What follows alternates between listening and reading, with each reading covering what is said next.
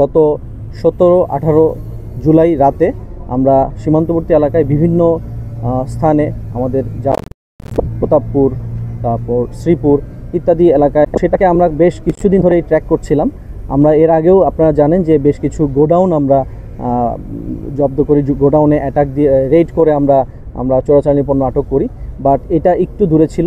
তো আমরা ইদানিং দেখতে পাচ্ছি যে নদী পথে ভিন্নভাবে এবং সড়ক পথের পাশাপাশি নদী পথেও ইদানিং এই চোরাচালানি পণ্যগুলো বহন করা হচ্ছে। এবং গতকাল রাতে সেনাবাহিনীর সহায়তায় আমরা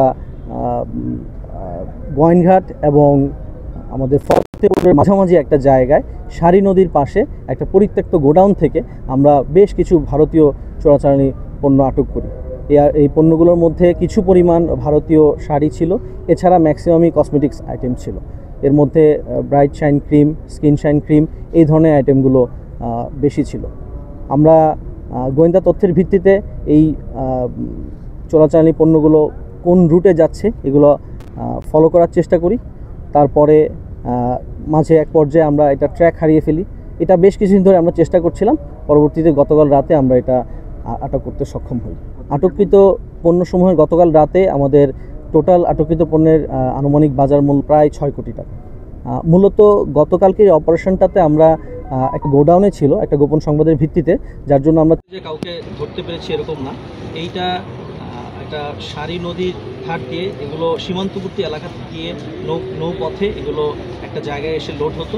তো আমরা সেখানে এসে ট্র্যাক করতে পারি যে এখানে একটা আশেপাশে জনমানব শূন্য একটা জায়গায় একটা কার্যক্রমকে ব্যাহত করে কিনা। আমি ব্যক্তিগতভাবে মনে করি এবং আমরা বিজিবি কখনোই রাজনীতিক এই ব্যাপারগুলোতে প্রভাবিত হই না। সো আমরা মনে করি যে বরাবর আমরা যেভাবে কাজ করে যাচ্ছিলাম এটা কোনো রাজনৈতিক দলের প্রভাব বা এই ধরনের কোনো বিষয় আমাদেরকে টাচ করবে না এবং প্রভাবিত করবে না।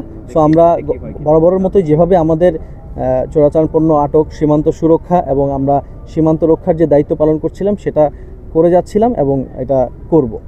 আর চোরাচালানি যারা করে সেই আটকের বিষয়ে আপনি যেটা বলছিলেন, আমরা কিন্তু বেশ কিছু আটক করেছি।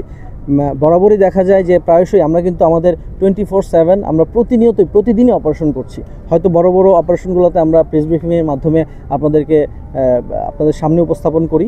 আজকে যেটা বললাম এটা তো একটা গোডাউন থেকে, আমরা পরিত্যক্ত গোডাউন থেকে আমরা করেছি। সো এখানে আসলে আটক করার সম্ভাবনাটা খুব কম ছিল। এছাড়াও প্রায়শই কিন্তু আমরা আমাদের এই চোরাচালানি বিশেষ করে যারা মাদক চোরাচালানি করে, মাদক আমরা আসামি সহ কিন্তু আটক করি এবং জমা দিই।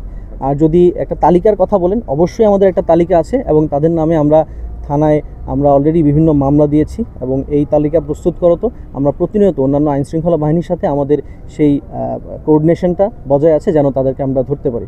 আপনারা জানবেন গত কিছুদিন আগে আমাদের বাংলাবাজার এরিয়াতে একটা আমাদের বিজিবি সদস্যের উপর একটা চোরাচালানিরা একটা হামলার একটা ঘটনা ঘটেছিল। তা আমরা কিন্তু সেখানে মামলা করেছি এবং আমরা একজনকে আটক করতে সক্ষম হয়েছি।